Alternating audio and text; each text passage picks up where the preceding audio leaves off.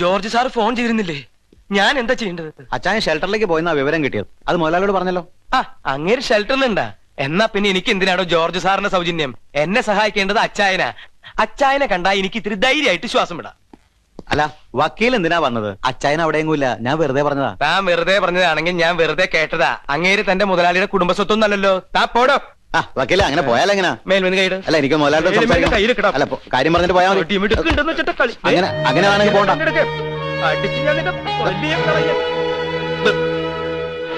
എടുത്തോ, ചുറ്റി വളഞ്ഞു വന്നാ മതി. എങ്ങനർത്ഥം? റൗഡിത്തരം എന്നോട് വേണ്ട. എനിക്ക് എന്തെങ്കിലും സംഭവിച്ച സകലണത്തിന് ഞാൻ കൂട്ടിക്കേറ്റും.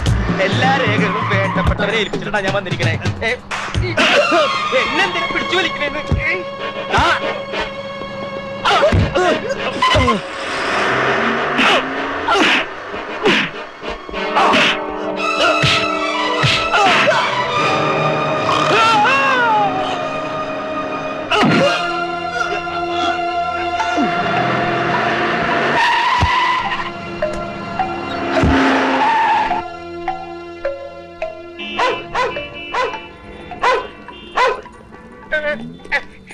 എന്നെ ദൈവം ചെയ്തെല്ലാം നായിക്കിട്ടോടുക്കരുത്. അയ്യോ, വെച്ച് പുഴുങ്ങിക്കൊടുത്ത നായക്ക് വരെ തന്നെ വേണ്ട. മിണ്ടരുത്. മിണ്ടിയ ചവിട്ടി നിന്റെ LLB എടുത്ത് ഞാൻ പുറത്തിടും. അഴിക്കട്ടോ? അഴിക്കേ.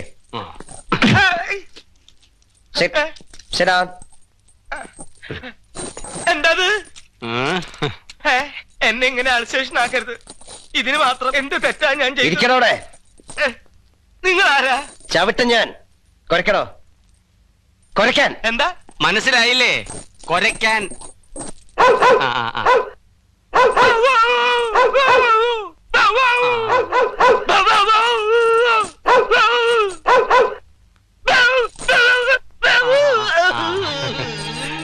ഇങ്ങനല്ലേ പട്ടരെ നീ കോടതി കുരയ്ക്കാറ്? ഈ കുര കേട്ടല്ലേ എത്രയോ പാവങ്ങളെ നീതിമാന്മാർ സ്വർഗത്തിലേക്ക് അയച്ചത്? നിനക്കിനി ഈ ജന്മത്തിൽ വക്കീൽ വേഷമില്ല. ഇനി ഒരേ ഒരു കർമ്മമേ ബാക്കിയുള്ളൂ. എന്ത് കർമ്മ? കുട്ടിയസാ, സാധാരണ നായ്ക്കൾ എന്താ ചെയ്യാറ്? യജമാനന്മാർക്ക് വഴികാട്ടും. കറക്റ്റ്. ഈ നിമിഷം മുതൽ നീ എന്റെ വഴികാട്ടിയാണ്. അതാണ് നിന്റെ കർമ്മവും. കുരയ്ക്കടോ. കരയാനല്ല പറഞ്ഞത്, കുരയ്ക്കാൻ. കുരയ്ക്കടോ.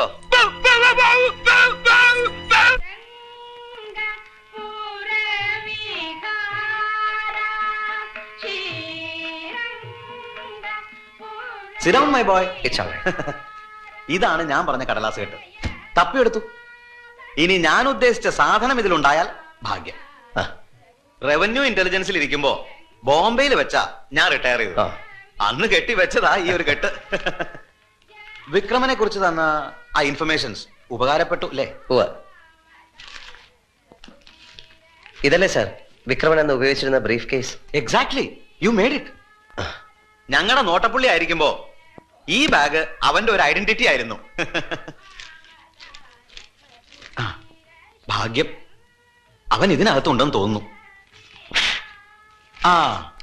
ഞാൻ പറഞ്ഞില്ലേ, അന്ന് വിക്രമനെ ബോംബെക്ക് അടുത്ത് ഒരു ബോട്ടിൽ വെച്ച് ഞങ്ങൾ പിടിക്കുമ്പോ അതിനകത്തൊരു പാർട്ടി നടക്കുകയായിരുന്നു. എല്ലാവരെയും വരി വരിയായി നിർത്തി ഒരു തെളിവിന് വേണ്ടി അന്ന് എടുത്ത ഫോട്ടോയായത്.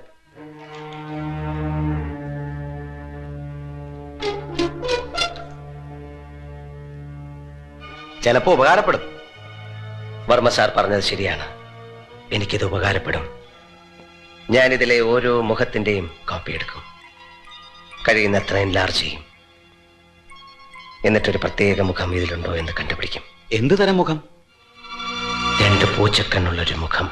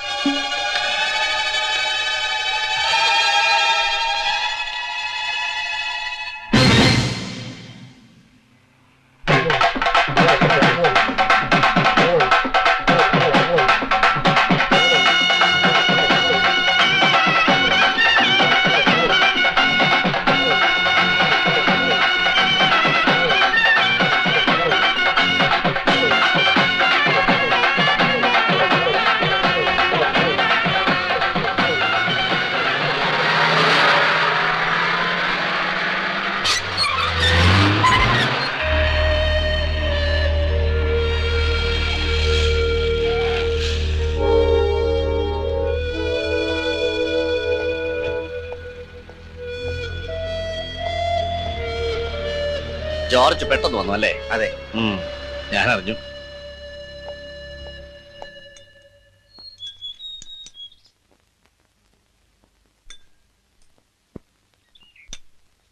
നീ പറയുന്ന വിക്രമൻ മരിച്ചിട്ട് എന്റെ അറിവിൽ ഏതാണ്ട് 2 വർഷം കഴിഞ്ഞു. ആ വിക്രമൻ ഇനി ഒരിക്കലും നിന്നെ തേടി വരില്ല. ഒന്നുകിൽ നിനക്ക് തെറ്റി, അതല്ലെങ്കിൽ വന്നവന് തെറ്റി. പിന്നെ ഇവനാരാ? ഇവനെന്തിനാ നമ്മുടെ പുറകെ? നമ്മുടെ പുറകെ എന്ന് ആരാ പറഞ്ഞത്? നിന്റെ പുറകെയല്ലേ അവൻ? എന്റെ പുറകെ തന്നെ. പക്ഷെ എന്റെ കഴുത്തിന് പിടിച്ച് അവൻ എന്നോടൊരു സ്വകാര്യം ചോദിച്ചു. എന്ത് സ്വകാര്യം? നീ നമ്മുടെ പൂച്ചക്കണ്ണനെ മറന്നോന്ന്. അച്ചായനല്ലാതെ പിന്നെ ആരാ എന്റെ അറിവിലൊരു പൂച്ചക്കണ്ണൻ?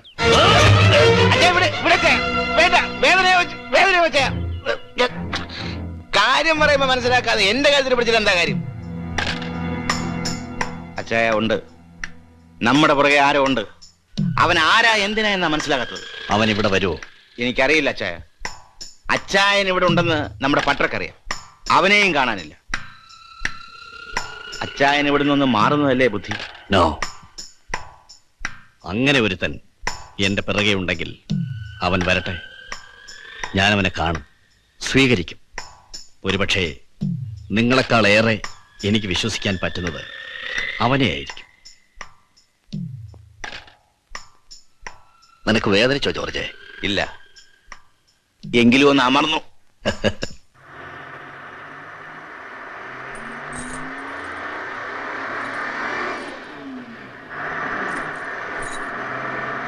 ഇതാണോ പട്ടരെ അവന്റെ സുഖവാസ കേന്ദ്രം? അതെ. അവൻ എന്തിനാ ഇത്രയും ദൂരത്ത് വന്ന് സൂഹിക്കുന്ന പട്ടരെ? സുഖത്തിന് അങ്ങനെ ദൂരെ കൂടുതലും ദൂരക്കുറവും ഉണ്ടോ? അതൊക്കെ ഓരോരുത്തരുടെ ഇഷ്ടല്ലേ. പട്ടര് സൂഹിക്കാറുണ്ടോ? ഇതാ ഇങ്ങനെയൊക്കെ ഇടയ്ക്കൊന്ന് സൂഹിക്കാറുണ്ട്. ഇതിലും വലിയ സുഖം ഏത് സുൽത്താനാ കിട്ടാറുള്ളത്? എന്നെ എന്ത് ചെയ്യാനാ? ഭാവം കൊല്ലോ? തനിക്ക് കുറേശ്ശെയായി ഒരു മരുന്ന് കുത്തിവെക്കും. ആ മരുന്ന് തലച്ചോറി കയറുന്നതോടെ താൻ ഈ ചങ്ങലേ കിടന്ന് സാവകാശം വേദനിച്ച് ഒരു നായായി മാറും. അങ്ങനെ ലോകത്തിലെ ആദ്യത്തെ മനുഷ്യനായി താനാവും. നായയ്യങ്കാർ. തന്റെ പേര് ഗിന്നസ് ബുക്കിൽ വരും. അപ്പൊ ഈ ചങ്ങല മതിയാവോ കുട്ടിയാ സാർ? മതിയാവും. പക്ഷേ ഈ ചങ്ങല ഒന്നുകൂടെ ഒന്ന് മുറുക്കേണ്ടി വരും. കുട്ടി ഹസൻ എന്ന പേരില്ലേ? അതെ. എന്തിനാ? പോലീസ് പറഞ്ഞു കൊടുക്കാനാ? ഏയ്, ഞാൻ ആരോടും പറയില്ല. എനിക്ക് ആ പേര് ഇഷ്ടായി. മുമ്പിൽ വണ്ടി പോകുന്ന കണ്ടില്ലേ? ഹോൺ അടിക്കണോ പട്ടരെ?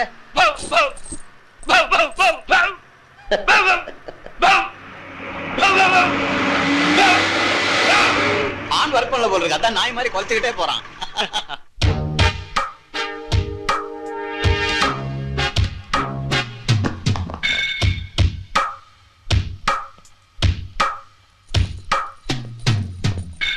ഇവനെ കൊണ്ട് ഒപ്പിടിക്ക്.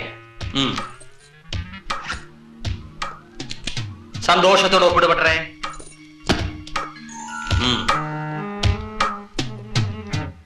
കള്ളൊപ്പ് വേണ്ട. തന്റെ ശരിയായ ഉപ്പ് മറന്നിട്ടൊന്നുമില്ലല്ലോ? മറന്നിട്ടൊന്നുമില്ല. പക്ഷേ ഇപ്പൊ ശരിക്കും അത് അങ്ങോട്ട് വരണില്ല. പേര് കൊണ്ടാണെന്നാ തോന്നണേ. വരണില്ല. ഞാൻ വരുത്തി തരാം.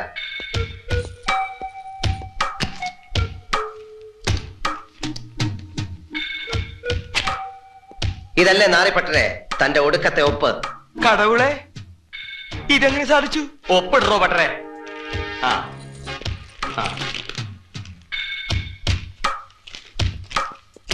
ഈ പെട്ടിയിൽ കാണുന്ന പണം നിങ്ങൾ എന്റെ വീട്ടിൽ നിന്ന് എടുത്തതാണ്.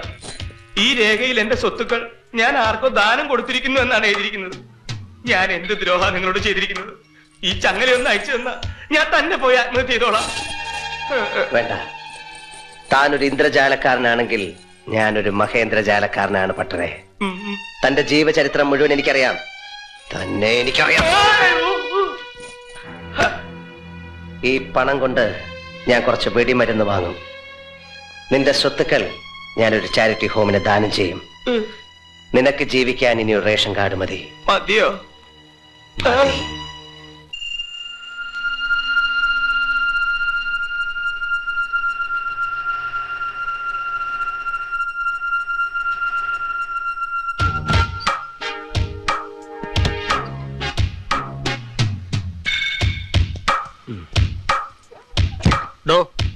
കാടാണ്, കുറച്ച് ബഹളം വെക്കരുത്.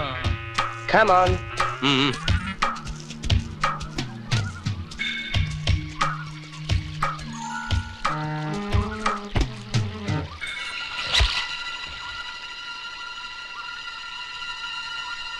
ഇതെന്തിനാ ഡ്രോയർ?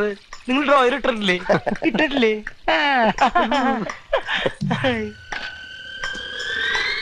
ഇതെന്താ വയറ്? ബെൽറ്റാ? വാ. കൊണ്ടുപോയി ആ മരത്തി തൂക്ക്. നമ്മുടെ കള്ള പട്ടരുത് കാണുന്നു. അയ്യോ വിട്. പിടിച്ചേ.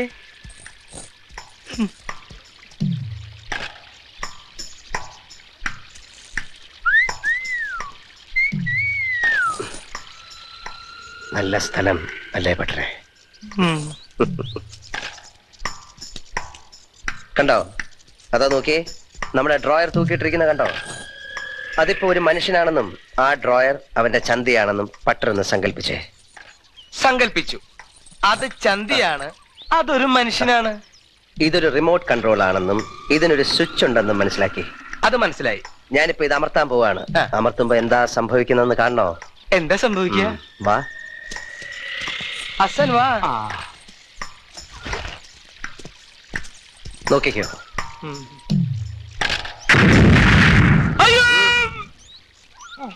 കണ്ടോ? ഇതാണ് ഞാൻ കണ്ടുപിടിച്ച അണ്ടർവെയർ. ഈ അണ്ടർവെയർ ധരിച്ചാൽ 24 മണിക്കൂറും കുളിര് കൂരും. പട്ടർക്ക് കുളിരിഷ്ടമല്ലേ?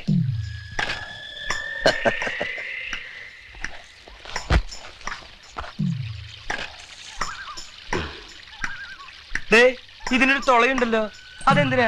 അത് തുളയല്ലടോ, തന്റെ ജലസേചന മന്ത്രിക്ക് കാറ്റ് കൊള്ളാനുള്ള ജനവാതിലാണ്.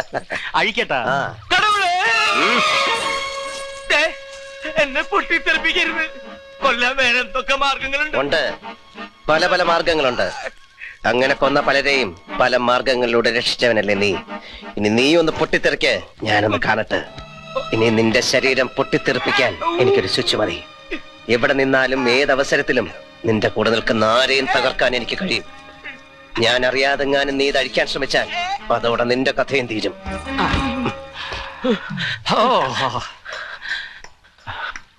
വെള്ളം നനഞ്ഞ് ഷോർട്ടായ ഇത് പൊട്ടിത്തെറിക്കോ? ഇല്ല, അതിന് ഞങ്ങൾ ബൈപ്പാസ് ഇട്ടിട്ടുണ്ട്, ഒരു സിമ്പിൾ കുഴൽ. അപ്പൊ എനിക്ക് രണ്ടിന് പോണെങ്കിലോ? കുറച്ചു കാലത്തേക്ക് താനി 2ാം ക്ലാസ്സിലേക്ക് പോണ്ട. ആ ക്ലാസ്സിലേക്കുള്ള വാതിൽ ഞങ്ങൾ കോലരക്കൊണ്ട് അടച്ചു. ഇവൻ ഇനി ഈ ചങ്ങല ആവശ്യമില്ല. ഇനി ഞാൻ പറയുന്നത് നീ കേൾക്കൂ, ഞാൻ പറയുന്നത് നീ ചെയ്യൂ. ഒരു പിച്ചപാത്രം എടുത്ത് കൈ തന്നിട്ട് തെണ്ടാൻ പറഞ്ഞാ നീ തെണ്ടും. അതെ, നീ എന്റെ നായാണ്. A train dog by all mean. അതല്ല, ചാവാനാണ് മോഹം എന്ന് വെച്ചാൽ ആ ഡ്രോയർ ഒന്ന് അഴിച്ചാ മതി, സുഖമായിട്ട് ചത്തോളും. ഇല്ല, ഇനി കൊന്നാലും ഞാൻ ഇത് അഴിക്കില്ല. ഇത് പൊട്ടും. പട്ടരുടെ തലയുടെ ഒരു ഭാഗം ഇപ്പോഴേ ഫ്യൂസ് ആയെന്നാ തോന്നുന്നത്. പട്ടരെ, പട്ടർക്കിനി ഒരു ചെറിയ ജോലിയുണ്ട്. നല്ല സ്റ്റൈലൻ കുട്ടിയായിട്ട് നീ നിന്റെ അച്ചായനെ കാണണം. അച്ചായൻ എവിടെ ഉണ്ടെന്ന് നിനക്കറിയാമല്ലോ.